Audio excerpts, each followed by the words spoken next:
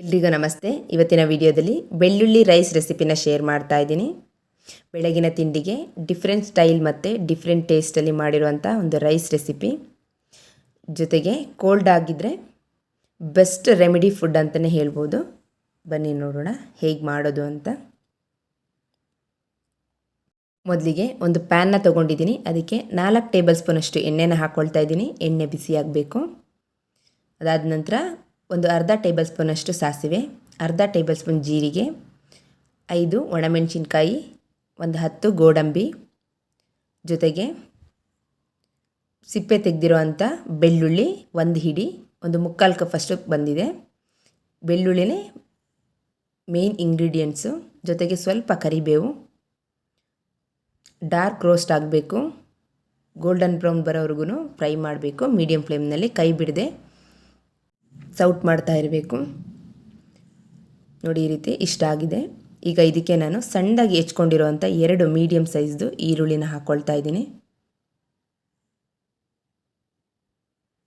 ಈರುಳ್ಳಿ ಕೂಡ ಒಂದು 50% ಬೇಯಬೇಕು, ಸಾಫ್ಟ್ ಆಗಬೇಕು.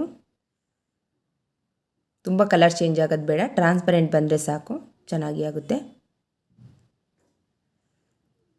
ಈಗ ಇದಕ್ಕೆ ನಾನು ಸಣ್ಣದಾಗಿ ಹೆಚ್ಕೊಂಡಿರೋ ಅಂಥ 1 ಕಪ್ಪು ಕ್ಯಾಪ್ಸಿಕಮ್, ಜೊತೆಗೆ 2 ಮೀಡಿಯಮ್ ಸೈಜ್ದು ಟೊಮೆಟೊ ತೊಗೊಂಡಿದ್ದೀನಿ.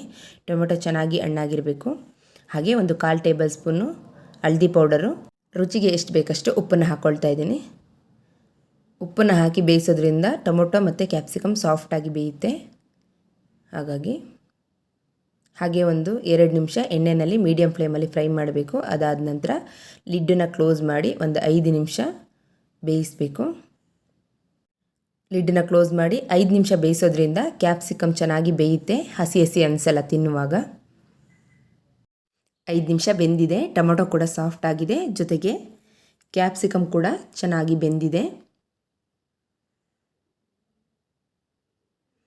ಈಗ ಇದಕ್ಕೆ ನಾನು ಜಜ್ಜಿರುವಂಥ ಒಂದು 1/4 ಟೇಬಲ್ ಸ್ಪೂನು ಮೆಣಸಿನ ಪುಡಿನ ಹಾಕ್ಕೊಳ್ತಾ ಇದ್ದೀನಿ. ಹಾಗೆ 1 ಟೇಬಲ್ ಸ್ಪೂನ್ ಅಚ್ಕಾರದ ಪುಡಿ. ಎಣ್ಣೆಯಲ್ಲಿ ಇದು ಕೂಡ ಚೆನ್ನಾಗಿ ಫ್ರೈ ಆಗಬೇಕು. ಮಸಾಲ ಕೂಡ ಎಣ್ಣೆನಲ್ಲೇ ಬೇಯಬೇಕು. 1 ನಿಮಿಷ ಹಾಗೆ ಮೀಡಿಯಮ್ ಫ್ಲೇಮಲ್ಲಿ ಕೈ ಆಡಿಸಿದ್ರೆ ಸಾಕು, ಚೆನ್ನಾಗಿ ಫ್ರೈ ಆಗುತ್ತೆ.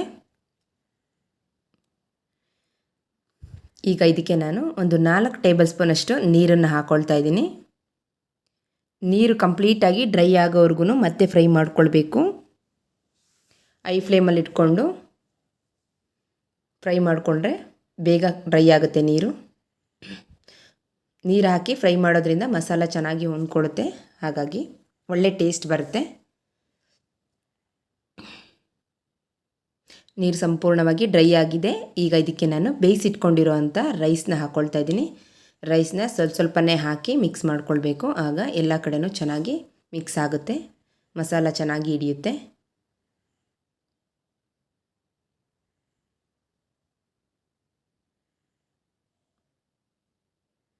ಸಂಪೂರ್ಣವಾಗಿ ಮಿಕ್ಸ್ ಆಗಬೇಕು.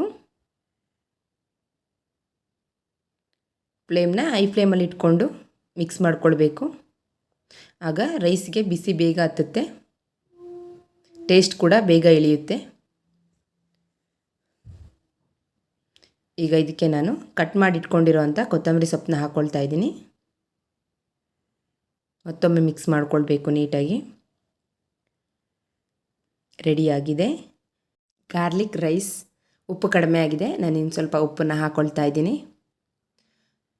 ತುಂಬ ಡಿಫ್ರೆಂಟಾಗಿರುತ್ತೆ ಟೇಸ್ಟು, ತುಂಬ ಚೆನ್ನಾಗಿ ಅನಿಸುತ್ತೆ. ಕೋಲ್ಡ್ ಆಗಿದ್ರಂತೂ ಬೆಸ್ಟು ರೆಮಿಡಿ ಫುಡ್ಡು.